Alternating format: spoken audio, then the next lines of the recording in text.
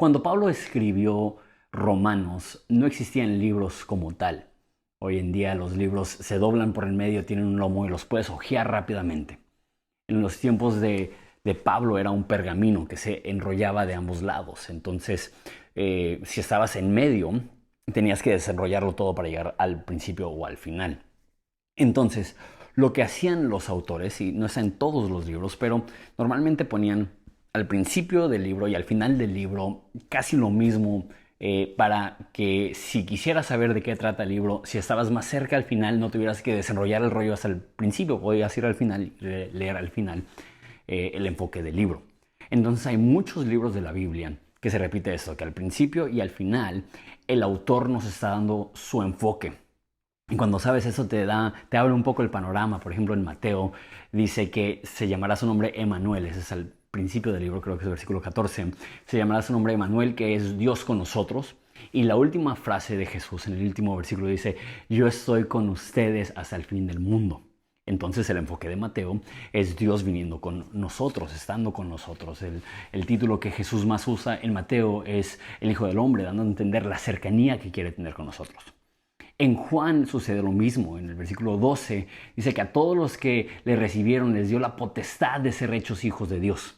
Y en los últimos versículos de Juan dice, eso lo he escrito para que puedas creer y al creer puedas ser hijo de Dios.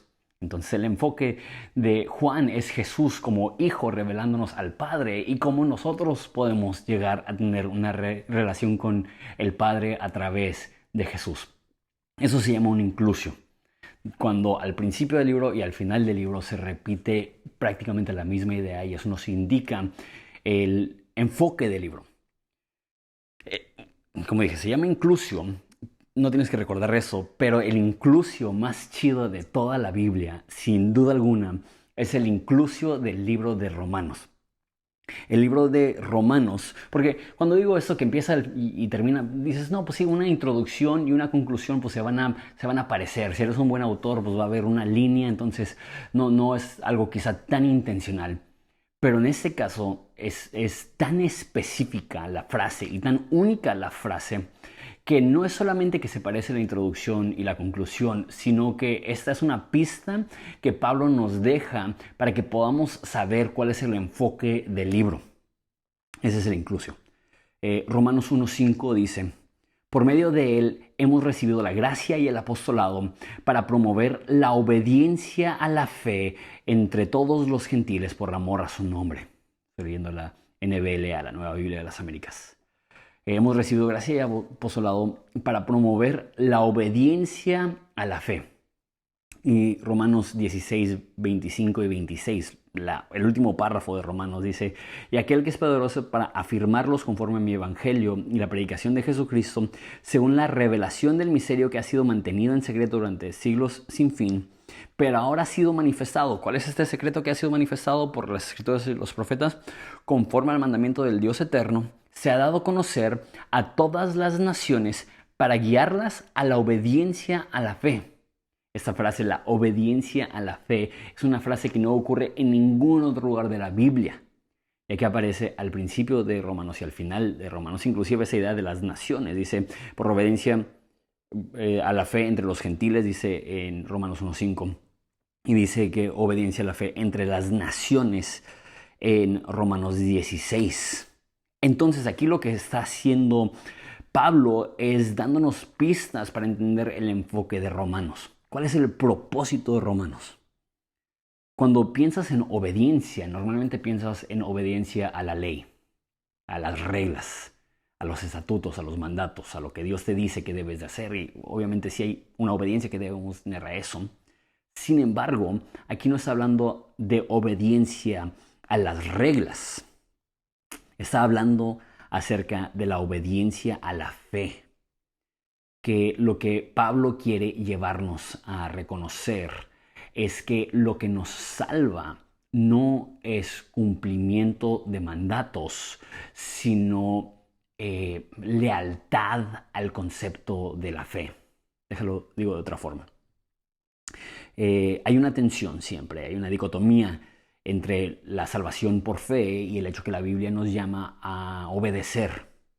Y la forma que Pablo reconcilia eso, es que sí debe haber un esfuerzo y sí debe haber no sé, un proceso por el cual obedecemos, pero nuestra obediencia no va dirigida a, a una lista de reglas abstractas.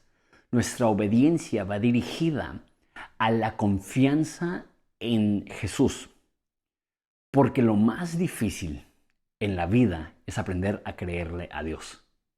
Hay tantas personas que dejan de creer. Hay tantas personas que creen por un tiempo y después desisten.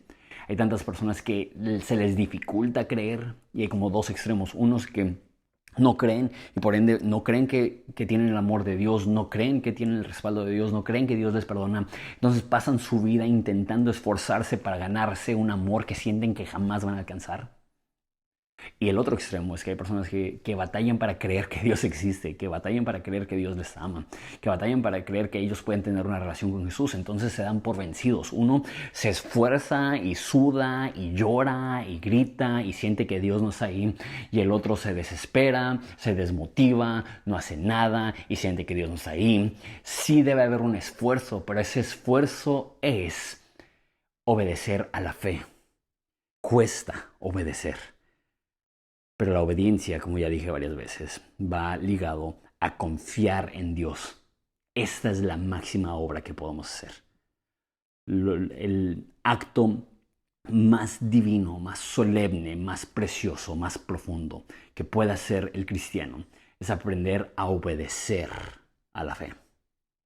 Tengo 5 puntos basados en esa primera sección, una vez más tomando algunas ideas. El primero es: entiende tu llamado.